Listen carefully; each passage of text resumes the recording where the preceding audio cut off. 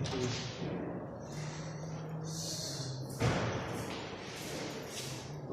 we are discussing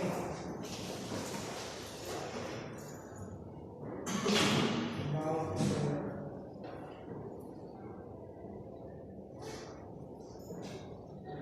I think the last time ended up here about the definition of acceleration, and it was defined as from the velocity time graph, this constant slope of the gradient slope of the line is giving you what? Constant acceleration of the body.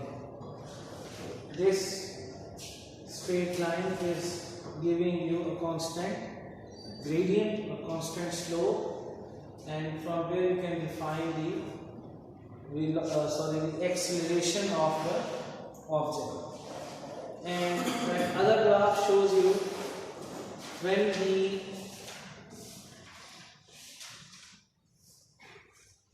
gradient is not constant, the gradient is varying all the time, and we learned that if you want to find out the gradient at any point, you will have to draw a tangent line at any particular position where you want to find out the acceleration, and that gradient will give you the tangent line. Gradient of the tangent line at that particular point will give you the acceleration. Okay, so if you draw a tangent at any particular point, you will have a straight line like this, and we know that the gradient of a straight line is a constant. The fact of the matter is, if you draw a tangent at any particular position, you will have a straight line like that, and a straight line always has a constant gradient. So यही वजह है कि जब हम कहते हैं कि हमने instantaneous velocity जैसे डिस्कस की कि velocity of an object at a particular instant is determined by the gradient of the displacement time graph. Okay, similarly, if you want to find out the instantaneous acceleration of an object, how you will find that? By drawing a tangent at that point and calculating the gradient of the velocity time graph. That will give you the gradient of the velocity time graph, and that will give you instantaneous acceleration. Now we continue our discussion further.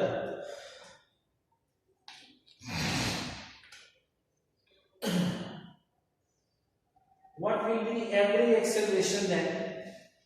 The average acceleration of a moving object is a measure of the rate of change of its velocity or the change in velocity in 1 second of time.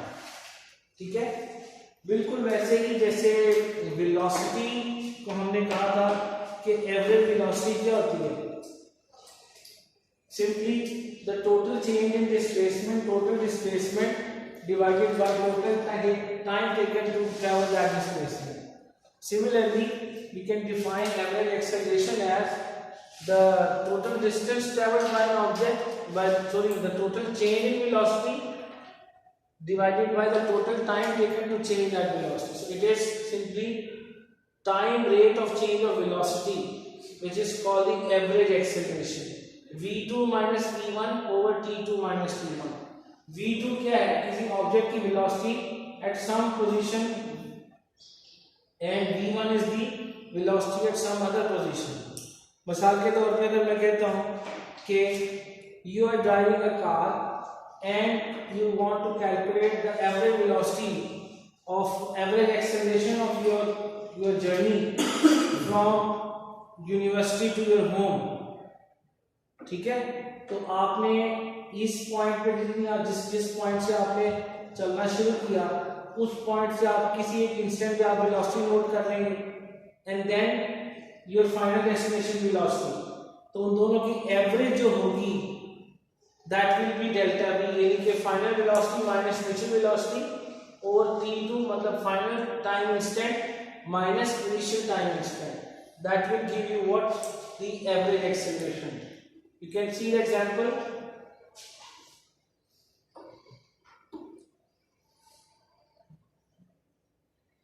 It says calculate the average acceleration between t is equal to 4.5 seconds to t is equal to 5.5 seconds using the following information. t1 आपको given है, ठीक है, and s1 is plus 20 meters per second. And v2 is this, and v2 is negative 10 meters per second. You know what these positive and negative signs mean with velocity. Okay? So, you just simply substitute the values here, you can calculate. So, your average acceleration would be negative 30 meters per second square. This is called deceleration. Whenever the acceleration is negative, it is called deceleration. It means you are slowing down. मतलब आपकी initial velocity कितनी थी 20 meters per second थी, let's say in one direction, and then when time t after time t2 interval you are moving in the opposite direction with a slower velocity. तो आपकी velocity कम हुई है, जब velocity कम होती है तो क्या प्रोड्यूस होता है, deceleration प्रोड्यूस होता है, ठीक है. This is how you calculate deceleration. Then what is instantaneous acceleration? ठीक है ना, just like we defined instantaneous velocity, मैंने क्या कहा वैसे ही हम डिफाइन कर सकते हैं instantaneous acceleration को. The slope of the velocity time graph and hence the average acceleration will vary depending upon the time interval chosen to study. क्या मतलब है इस बात का, अगर फर्ज करें कि आप वेलोसिटी टाइम ग्राफ प्लॉट करते हैं, द ग्रेडियंट इज एक्सेलरेशन, ठीक है. If the object is moving with a constant rate of change of velocity, listen to my words very carefully. If an object is moving with a constant rate of change of velocity, it means its acceleration will remain constant. ऐसे ही है, मतलब उसकी velocity तो change हो रही है, increase कर रही है या decrease कर रही है, let's say, but it is changing at a constant rate. It means its acceleration has to be constant. In that case, its acceleration all the times will remain constant, and we can say its average acceleration as well as its instantaneous acceleration are the same. भाई एक चीज change नहीं हो रही, क्या क्या है, at every instant in time it is not changing, it is remaining constant. तो उसकी एवरेज वैल्यू और उसकी इंस्टेंटेनियस वैल्यू फिर एक ही होगी, क्या क्या है. इसका मतलब है अगर एक्सेलरेशन का जो रेट ऑफ चेंज है अगर वो कांस्टेंट नहीं होगा तो फिर हर इंस्टेंट पे वेलोसिटी चेंज होगी, सॉरी वेलोसिटी तो चेंज हो ही रही है, फिर एक्सेलरेशन भी चेंज होगा. That is why we can define a term called instantaneous acceleration in the same way as we defined the instantaneous velocity. ठीक है, so that's what it's saying. The slope of the velocity time graph, the velocity time diagram, and hence the average acceleration, ठीक है, will vary depending upon the time interval chosen to study.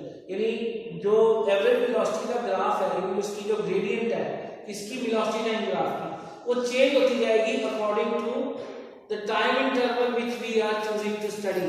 मतलब एक first करें मैं कहता हूं जी first 10 second में वेलोसिटी का रेट ऑफ चेंज कुछ और है और अगले 10 सेकंड में कुछ और है. कैसा पॉसिबल है, सोच के बताएंगे. वेलोसिटी का rate of change means acceleration produce ही तब होता है जब वेलोसिटी चेंज हो रही है. If the velocity is not changing, the velocity rate of change is zero and acceleration is also zero. But I am talking about not the zero acceleration, I am talking about the rate of change of velocity. If the rate of change of velocity is not constant, इसका मतलब क्या है कि हो सकता है कि मैंने पहले एक टाइम इंटरवल चूज किया, ठीक है, कि जी यहां से लेके इस टाइम से लेके इस टाइम तक रेट ऑफ चेंज मैंने नोट किया वेलोसिटी का, मेरे पास उसकी एक वैल्यू आ गई. उसके बाद मैंने अगले इंटरवल के लिए रेट ऑफ चेंज फाइंड किया, उसकी वैल्यू डिफरेंट थी. इसका मतलब है एक्सेलरेशन कांस्टेंट नहीं है. ऐसे ही है ना. I don't know what are you understanding. मतलब कोई मुश्किल बात नहीं मैं कर रहा. Velocity is not changing equally in equal intervals of time. That is why we say its average acceleration is not a constant. So its velocity time graph will give you the instantaneous acceleration at any particular interval in time where you want to find out. That is why we say if the velocity time graph is not linear, the instantaneous acceleration at a point is equal to the slope of the tangent at that point. ठीक है.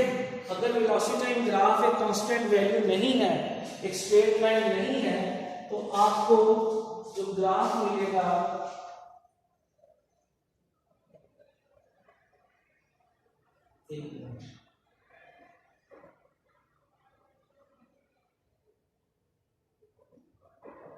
जैसे कि ये graph था, ये basic में तो displacement time graph है जिसकी हमें पता है कि स्लोप किसकी इक्वल होती है, वेलोसिटी इक्वल होती है. और फिर हमने कहा था कि इसी सिचुएशन को हमने यहाँ पे constant increasing velocity time graph से शो किया है.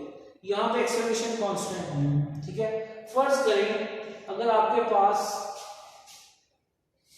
ये सिचुएशन हो, velocity time in seconds, velocity in meters per second. You have a graph like this.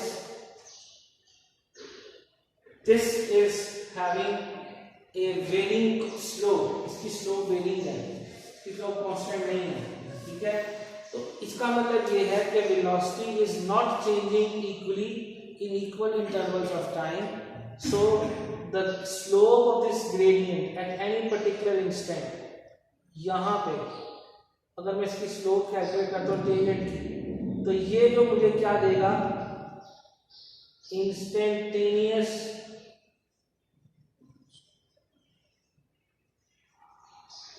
Acceleration. Let's say point P है एट, इसको मैं किस्सा कह लेता हूँ कि ये किसी इंस्टेंट t की मैं बात कर रहा हूँ, t1 की बात कर रहा हूँ, एट इंस्टेंट t1, ठीक है. So the slope of this velocity time graph, the slope of the tangent at any particular point is giving you what, the instantaneous acceleration. Is it clear? इसका मतलब है कि एक्सेलरेशन इस case में constant नहीं है, वेरिंग एक्सेलरेशन है. इसको कहते हैं नॉन यूनिफॉर्म एक्सेलरेशन. ये किसको शो कर रहा है, यूनिफॉर्म एक्सेलरेशन. देखिए किसको शो कर रहा है, नॉन यूनिफॉर्म एक्सेलरेशन, ठीक है. Is it clear to everyone? Okay.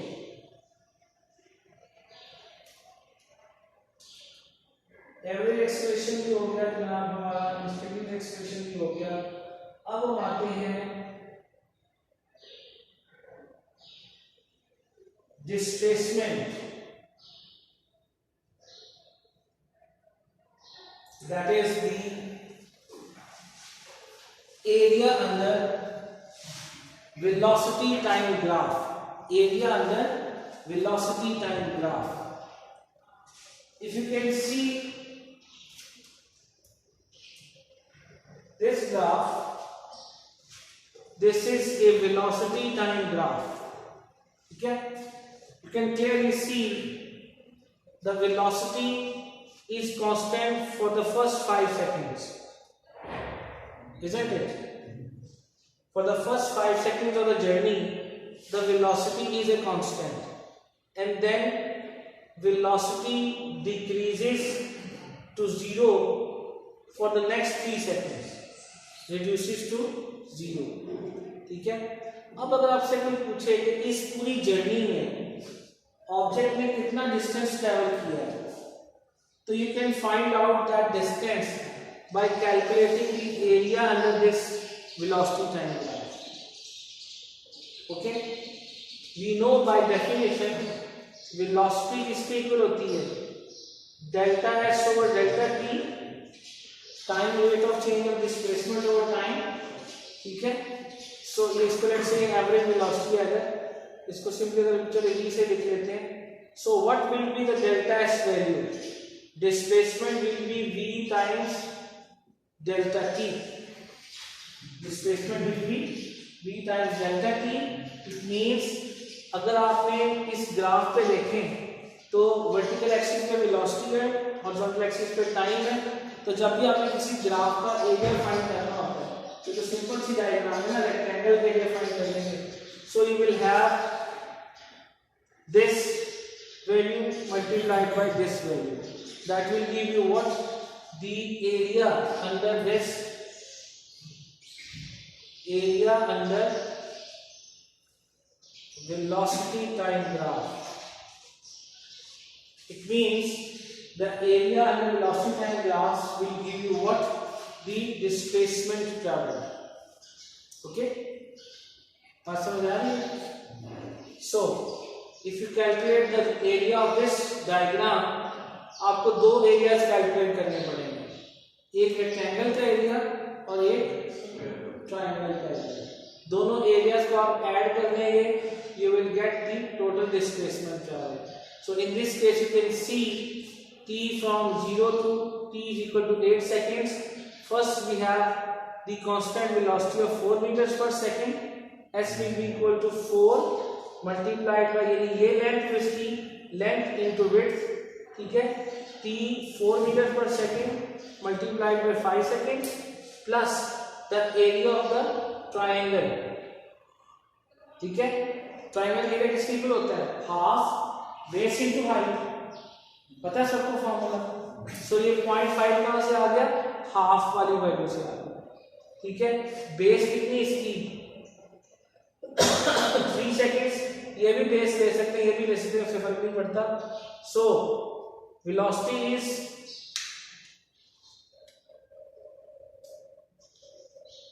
ठीक है जी 4 मीटर पर सेकेंड.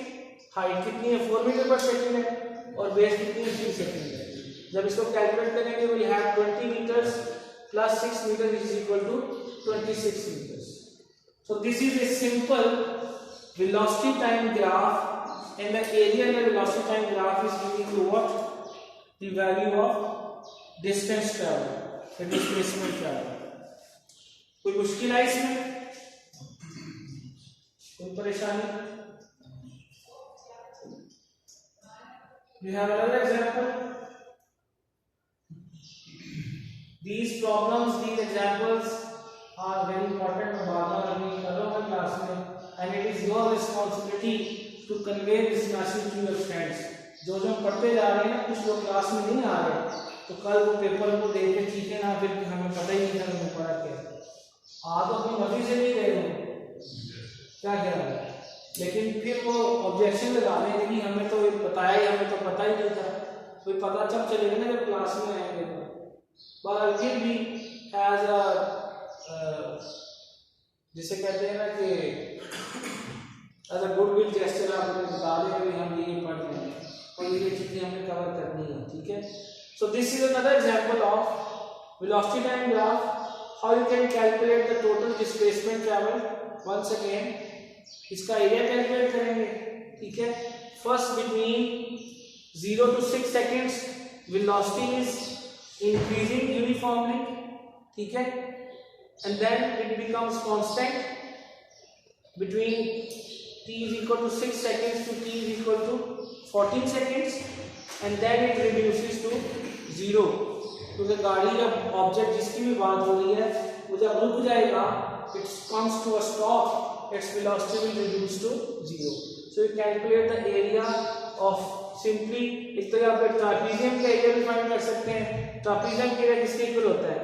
हाफ हाइट, ये वाली हाइट है, इनटू a प्लस बी, ये जो इसकी सम ऑफ पैरेलल साइड्स है, ये वाली साइड प्लस दिस साइड, इन दोनों का एरिया, इन दोनों की साइड्स की लेंथ को ऐड कर देंगे। This is the formula for the trapezium, formula of the trapezium. Value substitute करेंगे, you will get out, you will get the value of 600 metres, ठीक है। एक और मेथड भी है इसको करने का, तो थोड़ा सा लेंथी होगा। अगर आपको ट्रापीजियम का फार्मूला याद नहीं रहता तो पहले इस ट्रायंगल का एरिया फाइंड करना, फिर ट्रायंगल का एरिया फाइंड करना, फिर दोबारा ट्रायंगल इसका करना, तो तीनों को ऐड करेंगे फिर भी नहीं आएगा, ठीक है। This is the way calculate the area.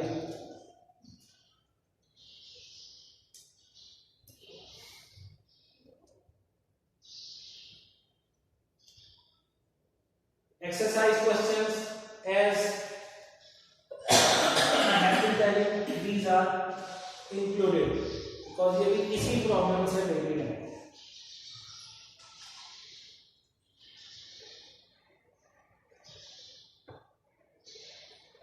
ठीक है जी,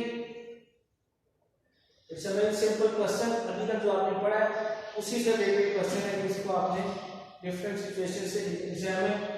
The following velocity and graph determine the acceleration and displacement during each of the 8 sections indicated. At what time is the total displacement from the starting position equal to 0? ठीक है ना, यानी आपको ये 8 different situations दिखाई गई हैं figure में, आपने डिफरेंट सिचुएशंस के ऊपर उसका एक्सेलरेशन, उसका डिस्प्लेसमेंट फाइंड करना है और फिर बताना है कि किस सिचुएशन के ऊपर डिस्प्लेसमेंट जो है वो 0 है। So it's a very interesting and simple question, not a very difficult one.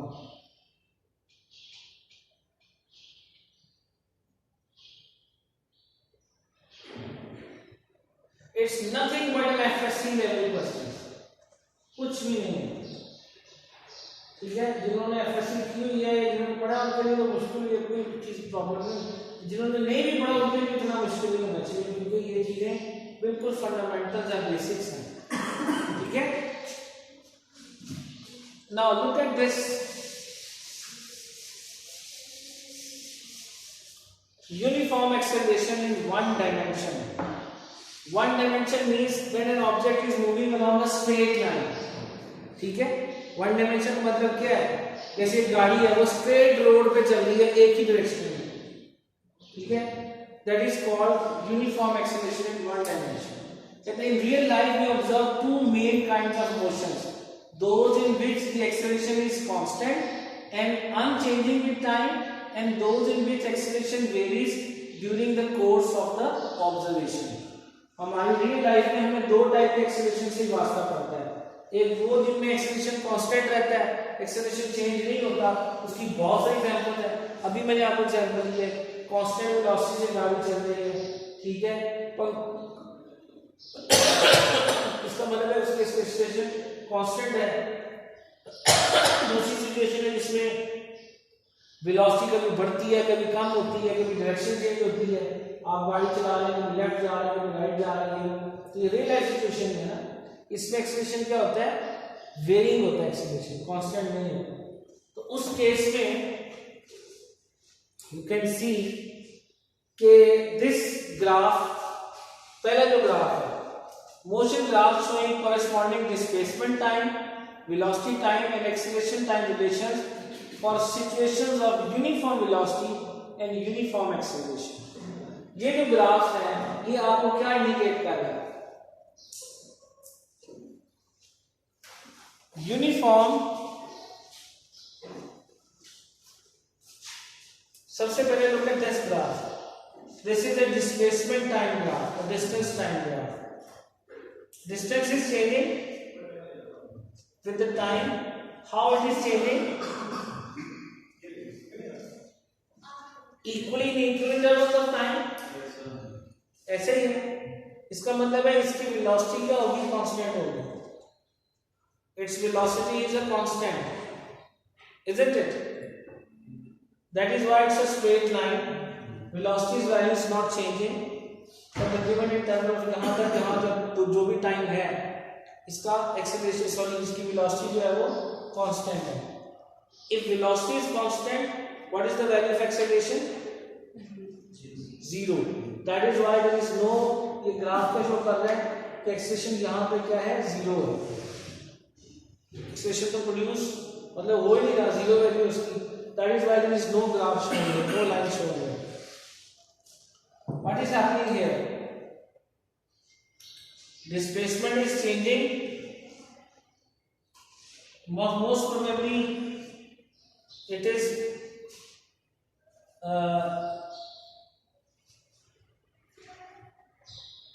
ठीक है.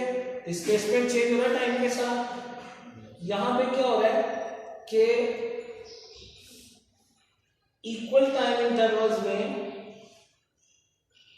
जो डिस्प्लेसमेंट है that is not changing equally but somehow its velocity is a constant. It means velocity is increasing equally in equal intervals of time. So it means its acceleration is a constant. That is why this is a straight line showing a non-zero value of acceleration. It means acceleration is not now zero. ऊपर zero था, यहाँ पे zero नहीं है.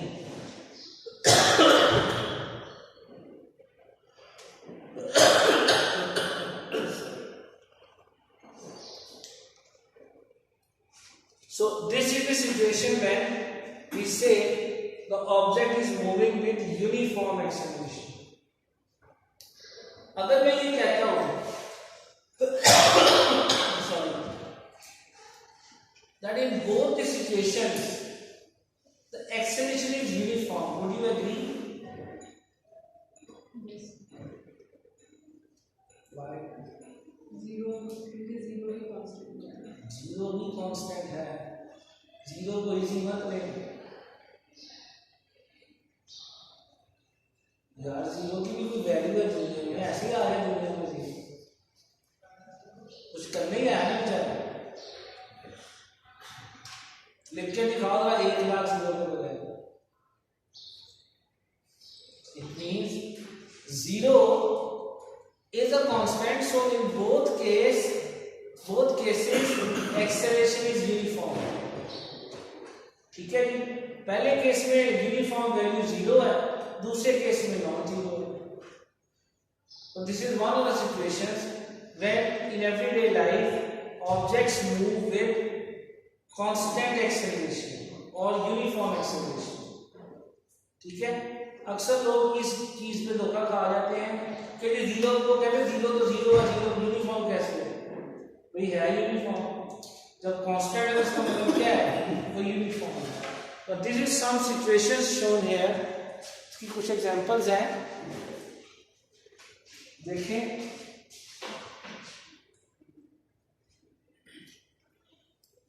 Some situations, one of the simplest forms of motion we can study is that with an object moving with constant acceleration. When there is no acceleration, the velocity remains constant during the observations. Examples of motion with zero acceleration are difficult to find in everyday life.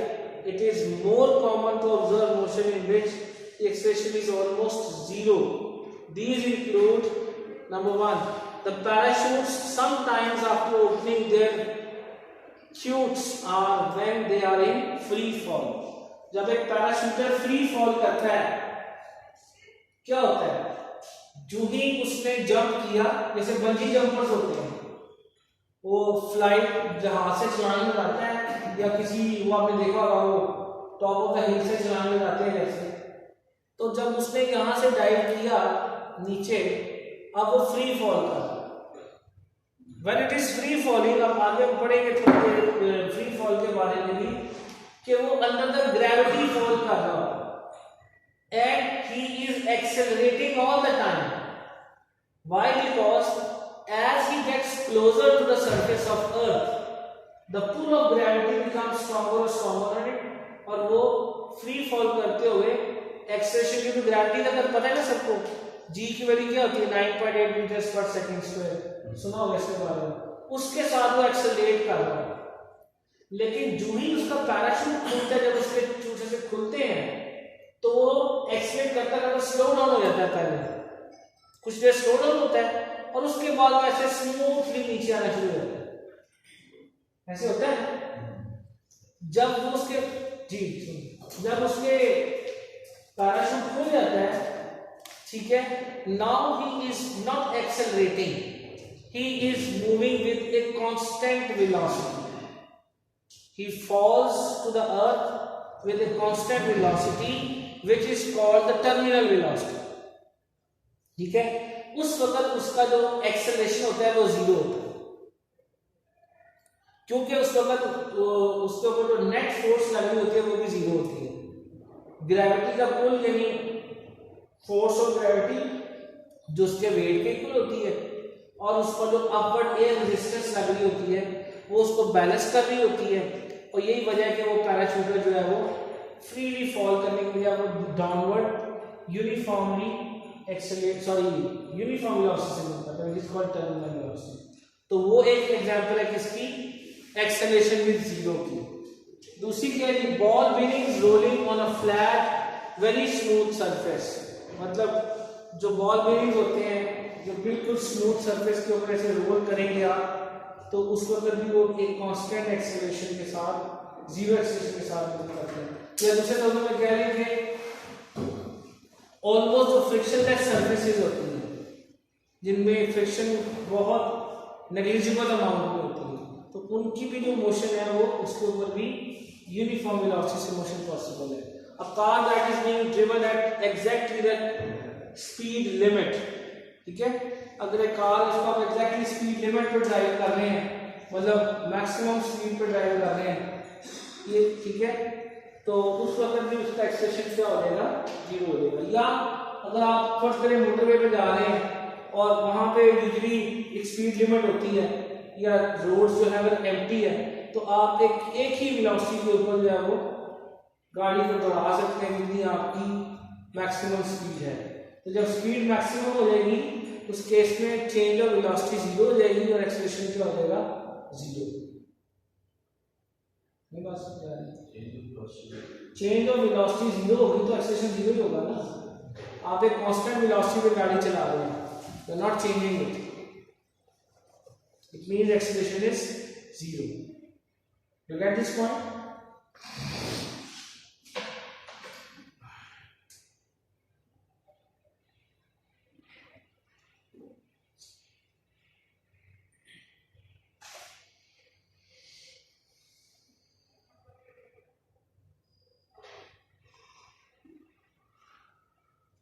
Remember, now this is an important relationship for an object which is moving with a constant acceleration. With a constant acceleration.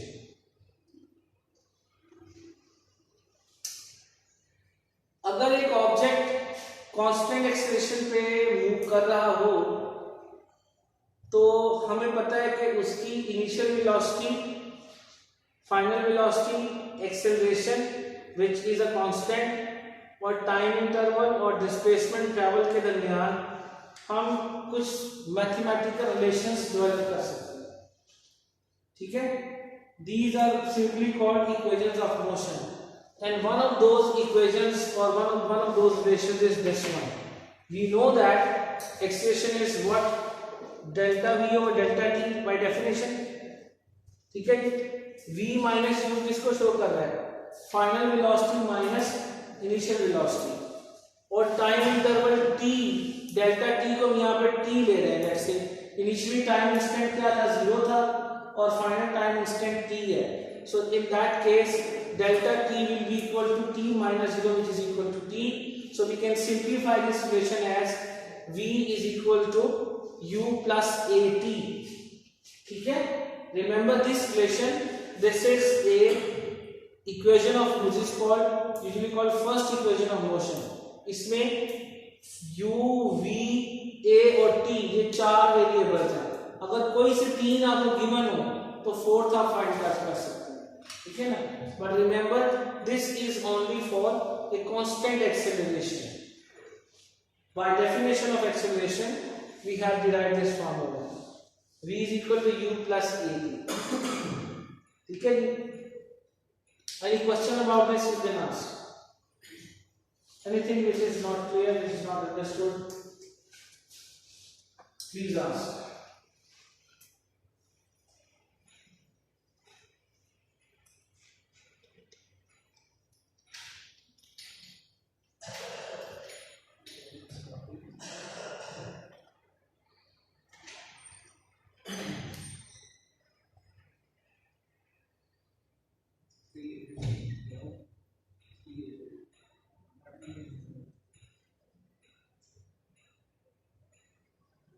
Okay. The last of today's discussions is bodies falling freely under gravity. Bodies falling freely under gravity. Free fall का मतलब क्या होता है? Gravitational field में हमें पता है कि अर्थ is on the surface of earth or within the gravitational field of earth. Every object is being pulled towards the center of earth by a force which we call as the force of gravity, and that gravity is a constant. The value of the gravitational acceleration is a constant near the surface of earth, ठीक है, या above the surface of earth up to a few hundred kilometers or so, ठीक है। तो one of the most common examples of motion is the straight line with uniform acceleration is that of an object which falls freely influenced by gravity, ठीक है। Until Galileo performed some of the earliest experiments which showed that both heavy and light objects in the absence of air and other resistance fall with a constant acceleration. People thought that heavy objects fall faster than light objects. देखिए ये एक object है और ये दूसरा object है, दोनों की मास डिफरेंट है, ठीक है। अच्छा, अब अगर मैं दोनों को यहां से ऐसे ये फ्री फॉल होगा, ठीक है, तो लगा ऐसे ही जैसे दोनों एक टाइम पे गिरे हैं नीचे, लेकिन इन फैक्ट ऐसा नहीं है क्योंकि डिस्टेंस बहुत थोड़ा था ना। अब मैं बहुत ऊपर से नहीं गिरा सकता, वो बदतमीजी हो जाएगी। मकसद आपको समझाना है, ठीक है, तो मैं थोड़ी सी कर लेता हूँ जितनी काबिल बर्दाश्त है।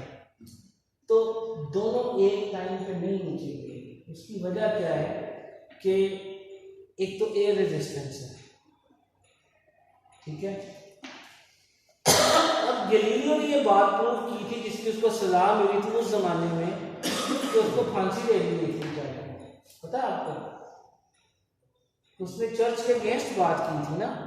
ये रेनेसांस के दौर की बात है जब I am sorry from Christian are sitting here, तो वो उस जमाने में चर्च के खिलाफ बात करना भी जुर्म था। उससे पहले जब 2000 साल पहले इसको अरिस्टो को जहर का प्याला पिला दिया गया था कि उसने भी अपने वो देवताओं के खिलाफ बात की थी कि साइंटिफिक फैक्ट्स को वो लोग नहीं मानते थे उस जमाने में। तो उसने ये कहा था कि भाई जमीन जो है ना वो चक्कर लगाती है सूरज के लिए, तो सूरज ही जमीन के लिए चक्कर लगाता है। तो ये तुमने कहाँ से बात नहीं कर दी, बात में खैर प्रूव होगी मगर वो हिस्टोरिकल फैक्ट्स और हैं। तो गैलीलियो ने कहा था कि अगर एयर रेजिस्टेंस को और दूसरे रेजिस्टिव फैक्टर्स को निग्लेक्ट कर दें तो हैवी और लाइट ऑब्जेक्ट सेम एक्सेलरेशन के साथ जमीन पे गिरेंगे। ठीक है, बात समझ आ रही है? जबकि लोगों का ख्याल ये था कि नहीं, हैवी ऑब्जेक्ट जो वो ज्यादा तेजी के साथ नीचे गिरता है, और ऑब्जर्वेशन भी यही थी ना। अगर आप एक फेदर है, पत्ता है, वो जब दरख्त से गिरता है नीचे तो बड़े मजे से नीचे लहकता नीचे आता है, और एक सेब गिरता है वो सीधा न्यूटन के साथ में लगता है आगे। ऐसे ही हुआ था ना। तो मतलब ये कि उसका जो एप्पल है उसकी मास ज्यादा है, उसका वेट ज्यादा है, तो वो तेजी के साथ, क्योंकि एक रेजिस्टेंस उस पर डिफरेंट लग रही है। तो बात इंपॉर्टेंट ये है कि ऑब्जेक्ट्स जो हैं they fall with the same acceleration if we neglect air resistance. ठीक है, और यही फैक्टर, यही वजह है कि उसने कहा था कि जो एक्सेलरेशन ड्यू टू ग्रेविटी है इट इज ए कांस्टेंट। ठीक है, और जो फ्री फॉल मोशन होती है, ये वाली एग्जांपल, ये फ्री फॉल मोशन है, that is under constant acceleration due to gravity, and the values of g around the world, different जगहों पे जो g की वैल्यूज हैं जो कांस्टेंट है, around 9.8 metres per second square के हिसाब से कांस्टेंट है। ठीक है ना। अब क्योंकि अगर आप ग्लोब पे देखें तो कुछ कंट्रीज जो है वो इक्वेटर से ऊपर है, कुछ इक्वेटर से नीचे है। तो जो इक्वेटर के ऊपर इसकी वैल्यू है that is around 9.780 metres per second square. Melbourne में इतनी होती है जी, न्यूजीलैंड, ये वैल्यू याद रखने की जरूरत नहीं है, बस आपने 9.8 याद रखनी है। ठीक है, और in some cases it is given as 10 metres per second square. ठीक है, so objects when falling freely that is a constant acceleration due to gravity that is 9.8 metres per second square. ठीक है, तो इतनी सी बात है वो आपने जरूर रखनी है। कोई क्वेश्चन है आज की डिस्कशन में, कोई बात समझ नहीं आई तो बताएं। अब आई थिंक फ्राइडे को क्लास है, उसके बाद आपका नेक्स्ट वीक लास्ट होगा, क्योंकि आपके में कल ही लास्ट वीक है, उसके बाद उससे आएंगे।